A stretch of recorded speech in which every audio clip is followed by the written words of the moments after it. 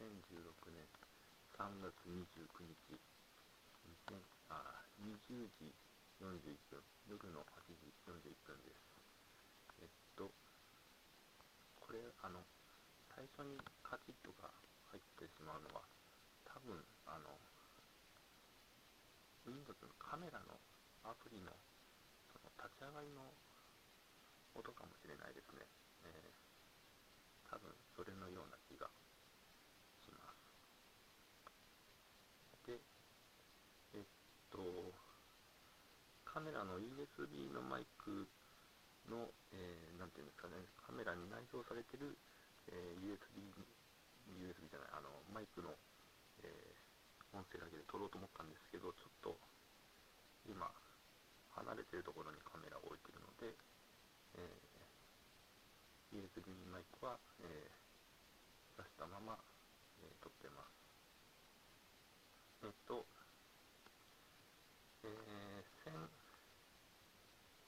1080か、720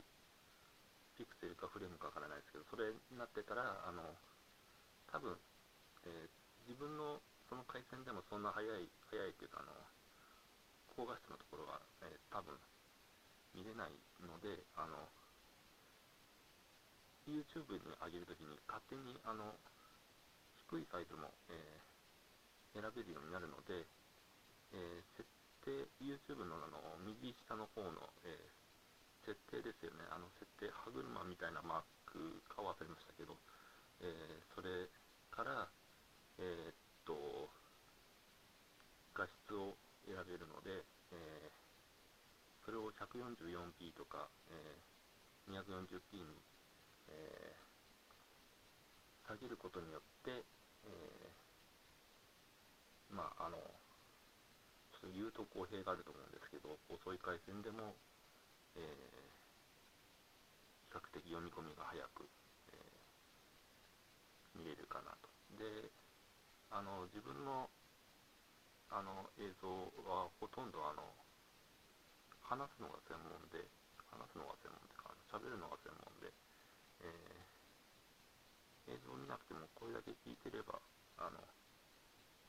2層ですか、2層っていうか、Windows の、タブを開いたときに、2窓3窓っていう多層したときに、裏で聞いててもいけるような作りというか構成にしているので、で、iPad mini 2なんですけど、結果から言うと、アクティベーションできない感じですね。どうしてもアドレスがメールじゃな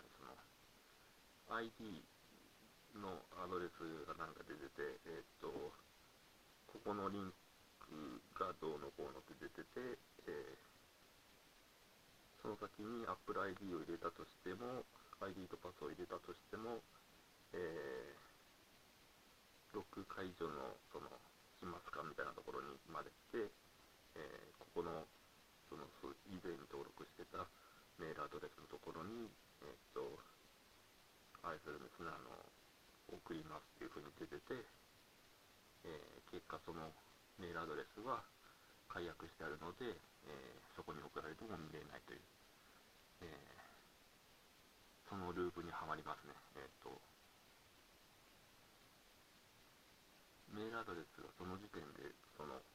こに送りますじゃなくて、記認式になってて、そこの例えば、今使っている Google メールとか格安 SIM についているメールアドレスに送りたいとなっても、そこに送れればそこから、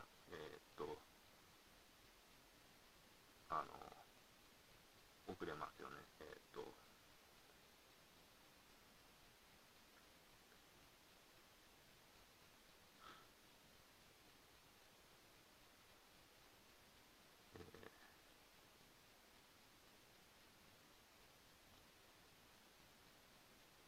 メールアドレスのところに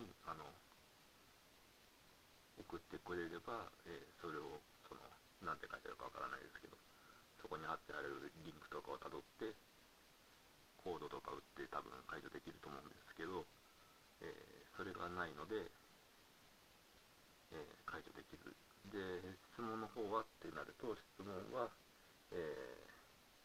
なんか違うセキュリティの問題になって、セキュリティの問題じゃない、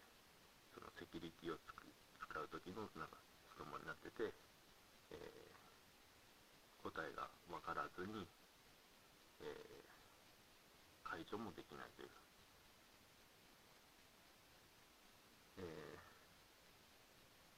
まあこう事後報告というか、こうなんていうんですか、アップルがアカウントが一つでいいとか、何でしたっけ、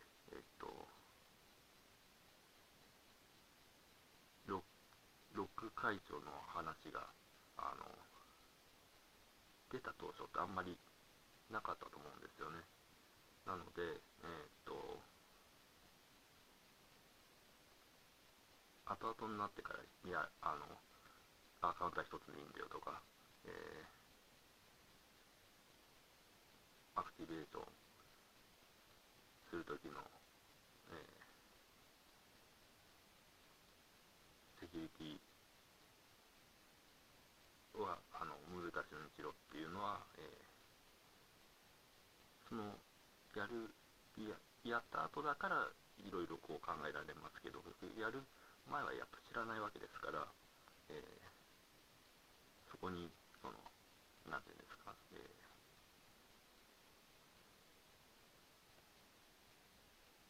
なんだろう、いや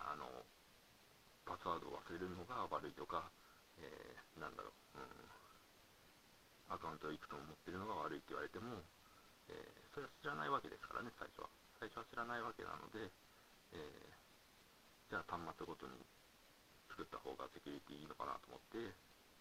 普通ならまあそういうふうに作るわけなので、そこを責められるのもちょっと違うかなとは思うんですけど、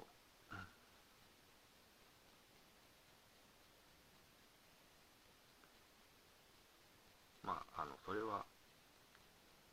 言っても仕方ないのでやめましょう。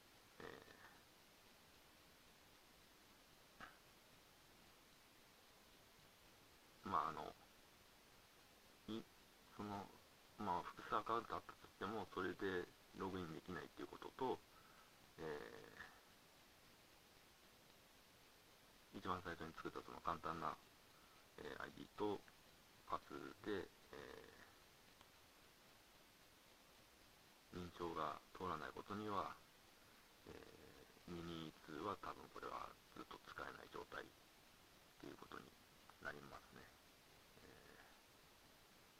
なので、まあアクティベーションできないような状態の、画面に傷がついている感じのミニ2が果たしていくらで売れるのかっていうところもあるんですけど、いや売らないですよ、売らないんですけど、例えば、これを元手にしてミニ4、ミニ4を、え買うってなった時に少しでも足しになればいいかなっていう気はしなくはないですね。しなくはないですけど、できればこの状態で使えればいいかなと。まあ少なくともあのじゃあアクティベーションロックはいいですよ、いいんですけど、あの Wi-Fi を選んで、設定画面を開けるようにしてほしいんですよね。そうすればなんだっけ、 iPhone を探すでしたっけ、それをオフりますから、オフれば、アクティベーションそのまま通過できると思うので、それで大丈夫なんですよね。なので、プログラムっていうかその修正パッチ当てるのが大変っていうのであれば、最初の段階で設定画面ぐらい、ホーム画面開けなくてもいいですし、ホーム画面はいいので、設定画面を開けるようにしてもらいたいですね。そうすれば、どういう権利をかけられているか知らないですよ。これは自分も声で伝えているだけなので、あの、自分が買ったものだって言っても、周りの見たり聞いたりしている人たちは、じゃあそれ拾ってきたやつなんじゃないのとか、飛べてきたやつじゃないのっていう風に思われても、まあそれはそれで仕方ないですからね。それは、なんだろう、わからないわけですからね、声だけでは。で、端末を、これ今ちょっと手を取ったので暗くなりますけど、端末をこれまあこれは後で Twitter で載せますか。ですよね。Twitter でいいでしょ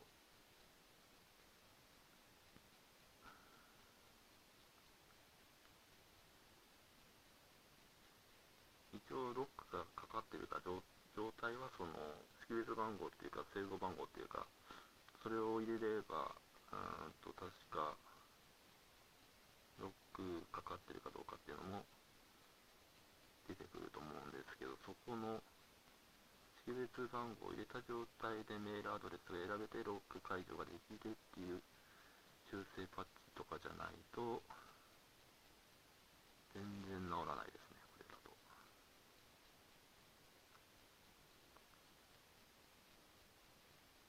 で、ちょっと空いてる時間にミニ4ですか、ミニ4の値段を見たんですけど、4.3万とか4.2万とか、多分そのぐらいなんで、まあ、場合によっては買い替えるっていう手もなきにしもあらずですけど、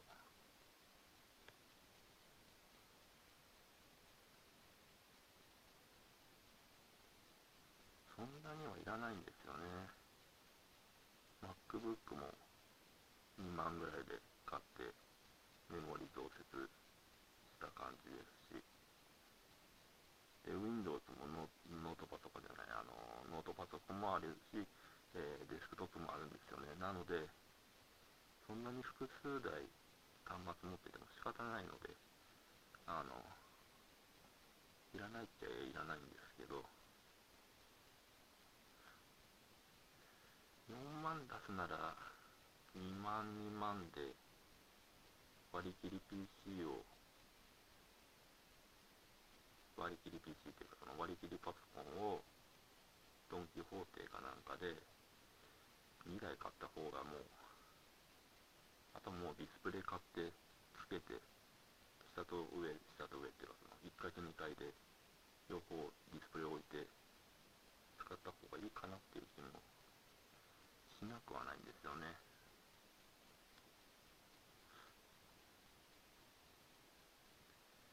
で、じゃあ、ロック解除じゃなくて、iPhone を探すっていうのを振ってからアップデートしておけばいいじゃんっていうふうに思ってると思うんですけど、それをもう、なんだろう、やる前からもうすぐに9.3出た時点でアップロードしちゃったんで、アップロードじゃない、アップデートしちゃったんで、そんな後から言われてもっていう風な感じになりまして、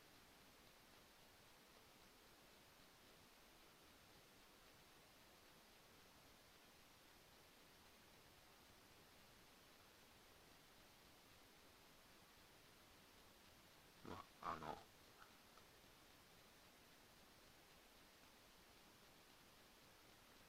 それに、まあ、4万だったら、あと1、2万足して Mac mini を買うっていう手もなくはないですよね。それなら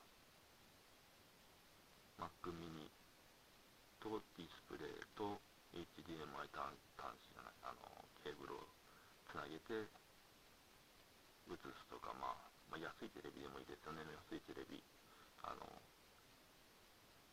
とか買ってそれに挿してもいいですし、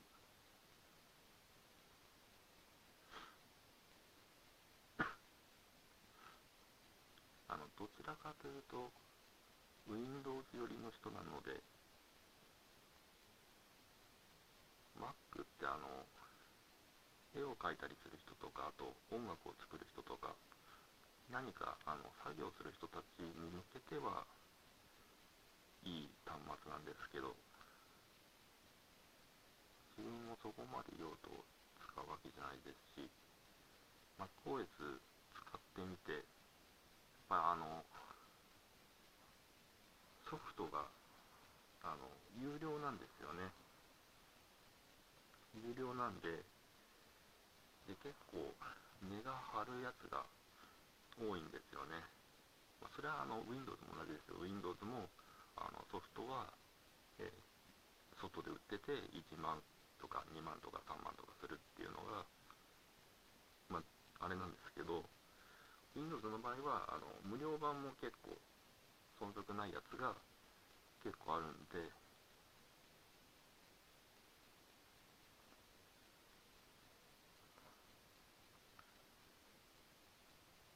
じゃあお前何のために MacBook とか買ってんだよっていう風な思いもあると思うんですけど、え基本はMacBook とかあんまり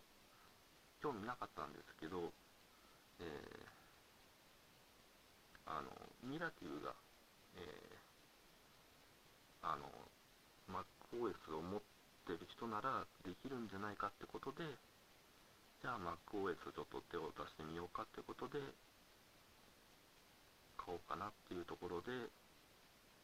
新品はもう高値の花ですからね。高値の花ですから、えじゃあ中古でそこそこ使える性能のやつでって探したら、エアとかも置いてあったんですね。MacBook の Air とかも置いてあったんですけど、それで値段見たら7万とか8万とかするんですよ。そうしたら、7、8万出すならやっぱ新品も視野に入るかなっていうところで、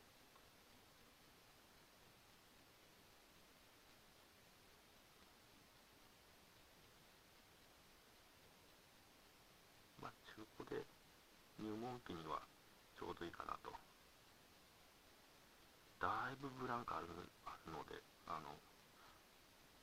大学の頃、20、18、18か19ぐらいで大学ありますよね。で、21とか22ぐらいで4年生の大学だったら、出るので、その期間触っただけで、あとはもう入院とかしてたんで、あんまりこう、現世からちょっと離脱してたんで、この時差っていうんですかね、自分の中の時間軸と現実の時間軸がずれてるんですよね。なのでなかなか追いつくのが大変なんですけど、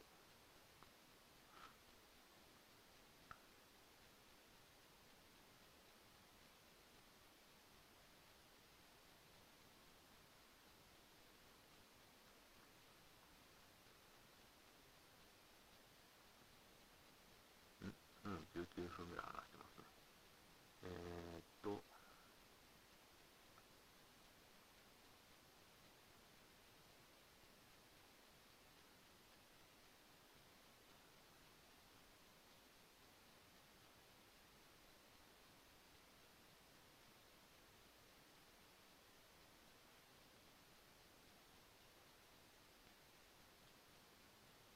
あと、そんな安いやつばっかり買わないで、高いの1個買って大事に使えばいいじゃないかっていう発想もあるとは思うんですけど、あの、高いの買ったところで、結果例えば画面が割れたりとか、故障したりとか、なんか失敗して、あの、起動しなくなったとかなった時に、安いならまだ買い替えが効くけど、すごい、例えば10万とか20万とかするやつ買ったとして、なんかの拍子で故障したりとか壊れた時に、その後の買い替えが多分同じようなものをまた1個買うっていうのは多分自分のその生活環境だと多分きついと思うんですよね。なので、そうなると中古か、新品でもせいぜい2、3万のものですよね。そうなると。それでなくても、TSUTAYAとかで買ったテレビとかも画面割れしてて、多分修理に出せばまた使えると思うんですけど、壊れちゃってますしね。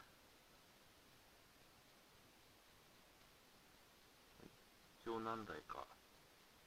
予備のがあるので、そっちで代用してますけど、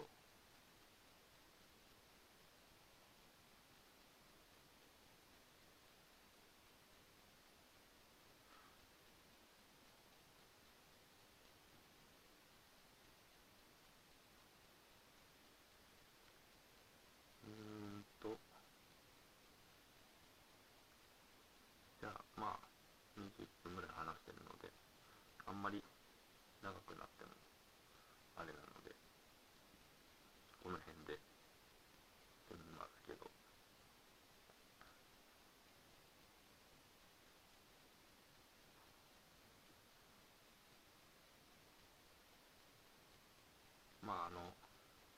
Apple のその iPad mini 2っていうか、ミニレティナは、これはもう放っておきましょうかね。そのうち解決策が見えてくるかもしれませんし、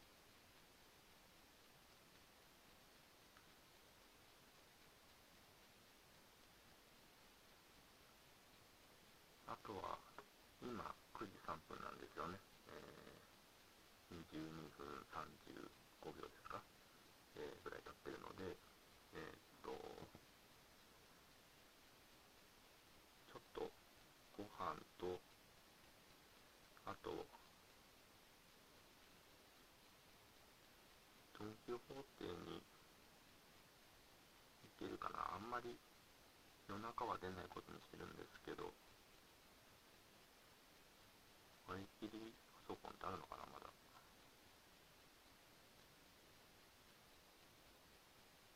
今1個割り切りパソコンあるので、あと1個買って、2階で使ってるから、1階用に1個買って、ディスプレイにつなげて、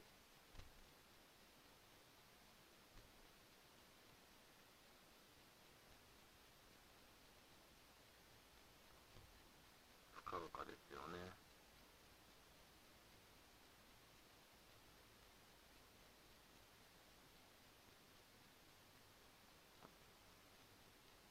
スティック型 PC でも、PC というかパソコンでもいいんですけど、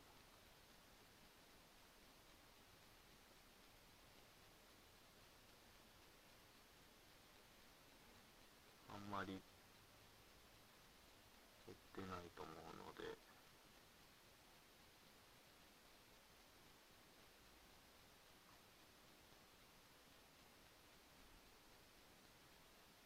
じゃあ、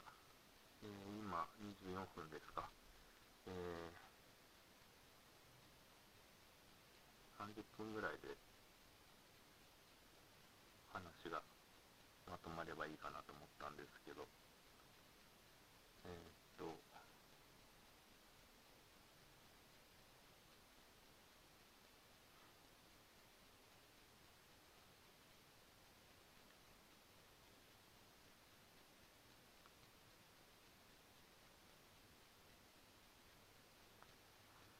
まあ、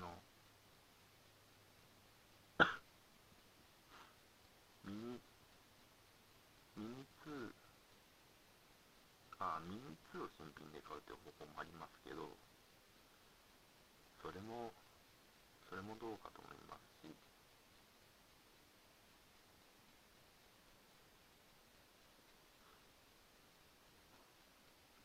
割り切りパソコンですかね。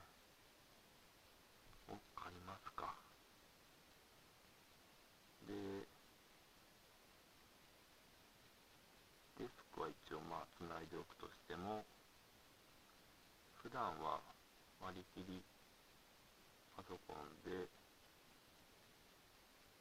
使えばいいですかね。で、ある程度MacBook とかのノートパソコンとかの挿してるコンセントの電源を抜いて、なるべく一つに集約しちゃいますか。コンセント全然足りないんですよね。ラジカセとかキーボードとか暖房器具とか全然足りません。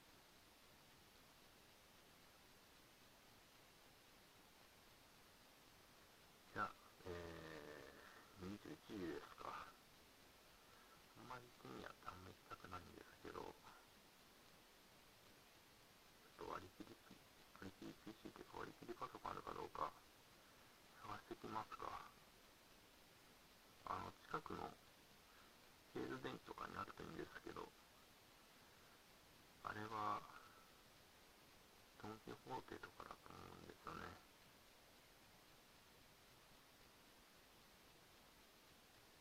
都心まで出るのは結構大変なので、とりあえずあるかどうかだけ見てきますか。あったら一歩入手しておきますかね。これ今9時なんですけど、9時8分ですか？ 9 時8分なんですけど、一回アップロードするの、もうちょっと今日の深夜になるか、明日になるか、ちょっとわかんないですけど、ちょっとしばらく待ってください。多分容量が大きくなっちゃうのと、あと、ちょっと支度して出かけてくるので、え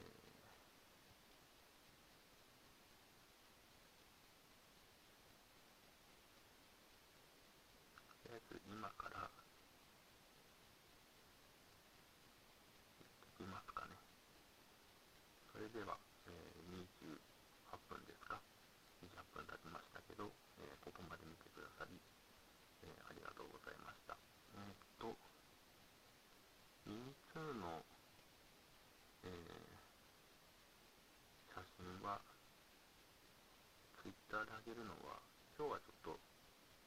無理かと思うので、明日以降に。で、割り切りパソコンだけあるかどうかちょっと見てきます。買うか買わないかは別ですけど、ちょっと消費税が上がる前にいろいろと買い揃えたいっていう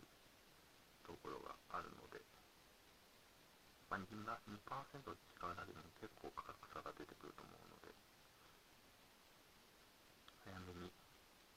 揃えておきたいですね。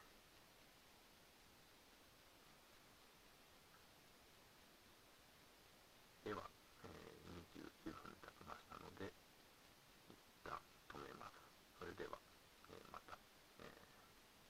次回はいつやるかは未定ですけど、